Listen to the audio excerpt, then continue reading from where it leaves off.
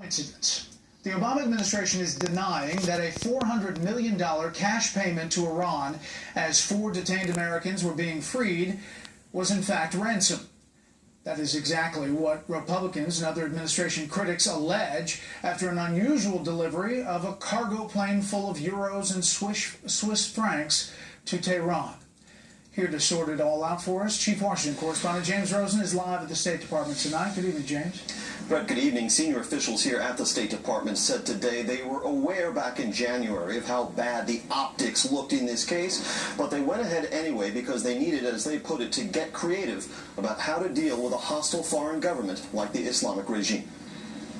We feel very comfortable that the United States of America held on to its principles, got its people home, kept faith with them, and I do not believe we have invited further situation. What Secretary of State John Kerry did not mention last January when he welcomed Iran's release of 5 American hostages the day before as part of a prisoner swap was that the United States, as first reported today by the Wall Street Journal, had also arranged for an unmarked cargo plane to deliver to Iran $400 million in hard foreign currency on or about the same day as the Americans were set free. This was not ransom. Any suggestion that it had anything to do with ransom is absolutely and utterly false. Now, yes, they were done simultaneously, and so I understand the coincidental nature of the timing.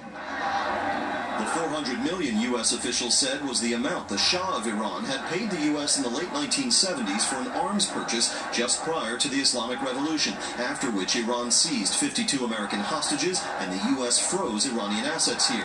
Iran's claim to the $400 million had been pending in an international tribunal at The Hague, and the U.S., fearing an adverse ruling of up to $10 billion, said it negotiated a settlement worth $1.7 billion overall. Iran released 5 Americans who were unjustly detained on Iranian soil, and we resolved a 35-year-old financial claim with the Iranians in a way that saved Americans potentially billions of dollars. Secretary Kerry spoke to the settlement at the time and tried to say, look, guys, I know it looks like, but there's no there there. The prisoner swap and the $400 million down payment occurred just as the nuclear deal with Iran was being formally implemented, and just a few days after the regime released 10 U.S. Navy sailors captured offshore. Administration critics said it all amounted to a ransom payment that has only emboldened the state sponsor of terrorism. We don't give them access to hard currency for the reason that if they get their hands on cash, they give that to Hezbollah and to Hamas.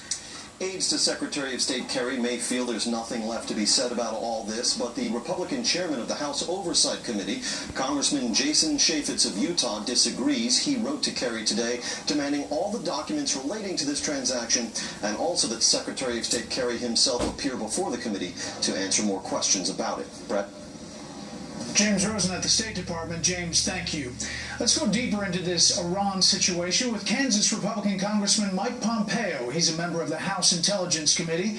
Congressman Pompeo joins us tonight from Wichita. Congressman, good to see you. Your reaction to this story, first of all. So the story doesn't surprise me, sadly. We've been tracking what happened when these hostages were released now for months. We've asked lots of questions, and now we have definitive reporting that bundles of cash were transferred to a terrorist regime that continues to take American hostages. This is a traditional foreign policy thing that we don't trade money for hostages, and in this case it appears we traded at least $400 million, maybe as much as $1.7 billion. This is an enormously dangerous foreign policy failure. Congressman, not surprising, you're here at the White House saying this is not ransom money. This is what Josh Earnest said